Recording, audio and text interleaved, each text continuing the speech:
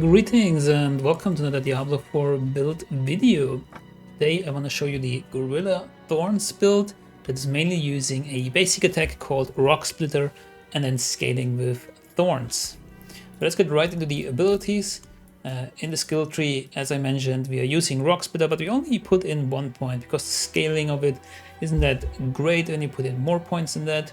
Enhance and then accelerate it, that increases our Thorns as well.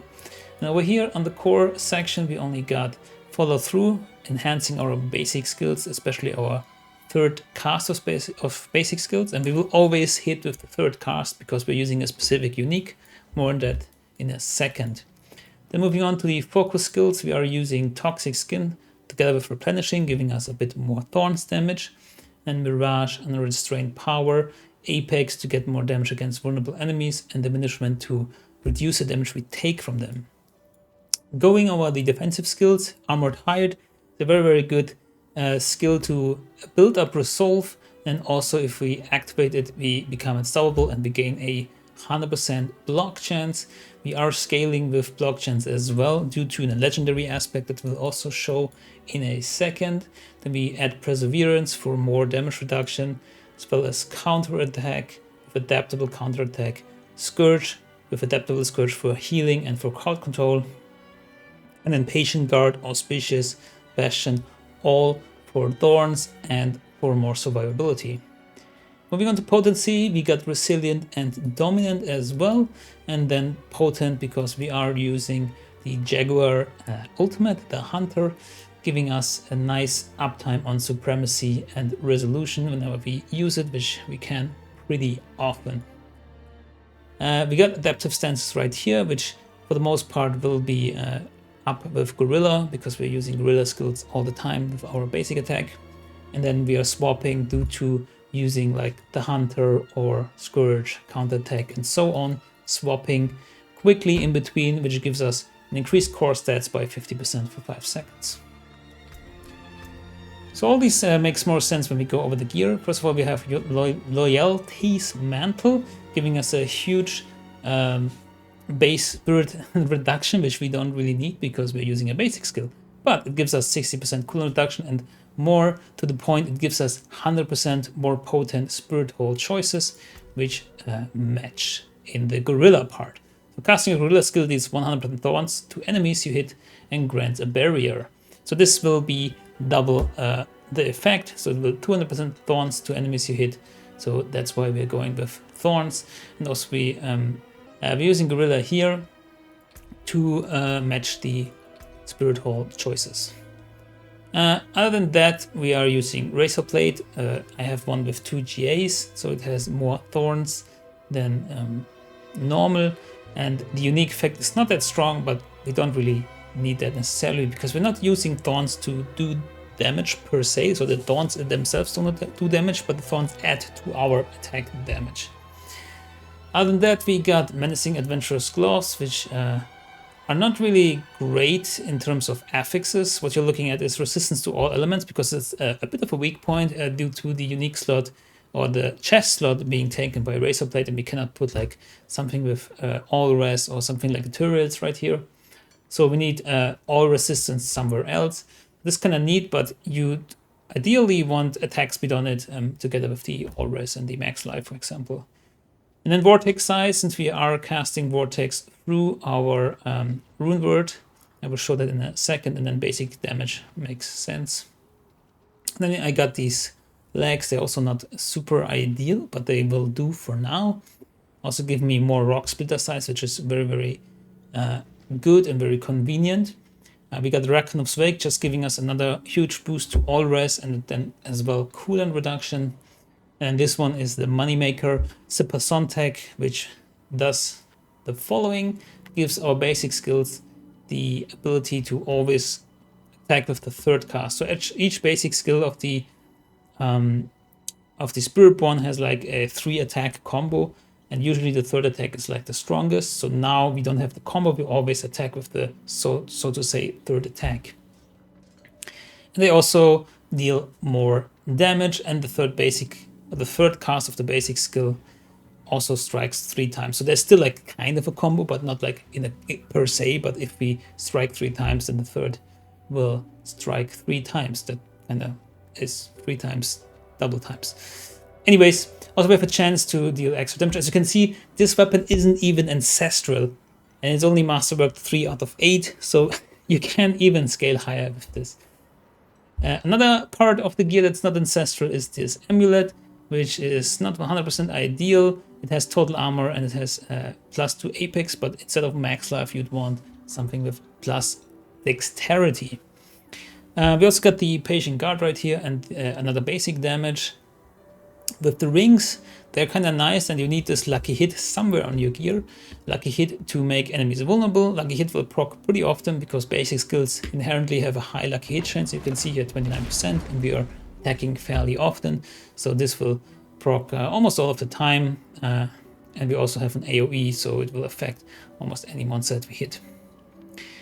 Other than that, we got some counterattack charges, so we can use our counterattack more often to dodge all direct attacks for 3 seconds. I'm not really using it that often. Maybe I should use it more, but well, there you go. And then the another ring has a similar stat line, but it has attack speed, which is also a pretty great stat for us. And then the Hunter cooldown reduction as well as basic damage. Yeah, Moonrise right here to boost our basic attacks. Rapid to right here also to boost our basic attacks, and then adaptability to boost our basic attacks. Makes sense, we are using basic attacks all the time. And yeah, that's the gear. Going through, where is it? Paragon quickly. We got the Headhunter glyph right here to increase our damage. Then we get to the spiny skin board, makes sense. We get more thorns when we use a cooldown, and with Outmatch giving us more physical damage to non-elites and bosses. So we are using physical, yeah, I thought I said non-physical. So physical damage, that's what we are using mainly. And then we also get more thorns based on our dodge bonus here with Hubris, as well as the sapping legendary note right here. Also makes sense because we're just using gorilla skills due to our Spiritborn choices anyways. This will always be up and give us 30x damage. We got revealing right here, dealing more damage to crowd control enemies, as well as the colossal glyph. Also makes a huge amount of sense. Gorilla damage, increased damage for each stack of resolve that we have. Then we go to the vicious shield. We have a lot of barrier, so this will give us a lot of extra damage. And then the turf will give us a lot of extra damage against close enemies and damage reduction. So I have 229 Paragon, so if I get more Paragon, I can get like max life here, some armor here, some all res here if I need it. Right now I'm sitting at capped res, but just barely. And then also my good friend right here will help with that, with like 15 all res in this skill tree, giving us the necessary res that we need to reach the cap. And we also got inspiration, giving us a little bit more damage whenever right here uses Bastion. And then we got Vajana with the Ancient Harpoons whenever we use counter attack for a little bit of CC. Alright, under 10 minutes for the build. I'd say we are Torment 4. Let's do a pit, or let's do a Nightmare Dungeon. I don't know what you prefer. Earthen Wound, Orphan's Keep. Which one is cool? Maybe Champion's Demise, not a... let's shoot it at this and let's hope it's a good one. Who knows? So basically you spam a basic attack all the time, and then all the other skills you use supplementary to enhance your damage. Whoops, that was a misclick. And you can also use consumables to increase your thorns. This Sense of the Desert Afternoon gives you 250 thorns. This Elixir of Iron Barbs 2 gives another 250 thorns, and you will feel that damage increase actually. So since our basic attack also has a dash, we can just go in. We are very, very mobile. And then you use Scourge for some more crowd control. Oh yeah, I forgot to go over the rooms. Let me do that real quick. Not ready yet. You can use timestamps in the description below to go wherever you want in the video.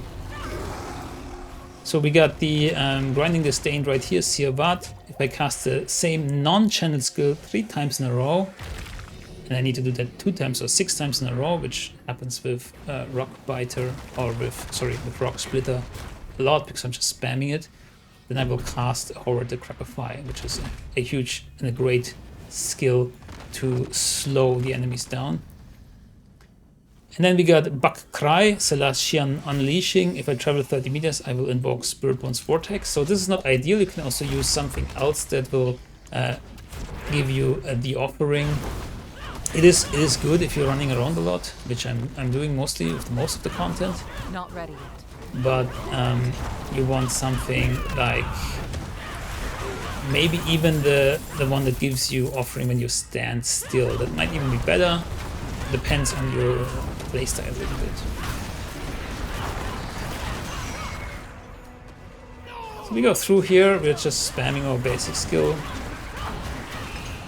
We're using our abilities as we see fit. Technically we don't need to use anything, but of course they will enhance your damage, and especially the ultimate giving us the huge passive bonus, as well as Armored Hide giving us like I think 12x more damage when we are unstoppable. Not the Armored Hide itself, but the passive that we have. Not ready yet. And then something like Scourge will CC them. And so we do even more damage due to our legendary Paragon node of 30x more damage to crowd control enemies. If you have the resistances, instead of Rakonov's Wake, you can also use a legendary pair of boots that has all res on them, among other things. Of course, movement speed is one of the great things. And put on the aspect that slows enemies and gives you more damage against slowed enemies. Need more time. That would be actually better than Rakonov's Wake, but I don't have good enough boots, so we're using them. So I'm actually amazed that I'm easily doing Torment 4 and I can easily like push even higher pits. I don't even have an ancestral weapon, keep that in mind. I have a unique weapon, I don't have a mythic unique. So Spiritborn is just omega strong. And this play is also very fun. I actually played a decent amount of it and I still haven't found a better weapon or a better amulet. I'm just farming gold tier for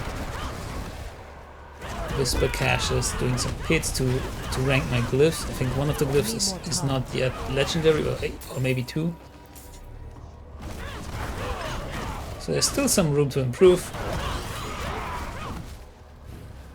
And I believe this can go very high, like maybe even pit 100. Everything is like masterworked and has the right affixes.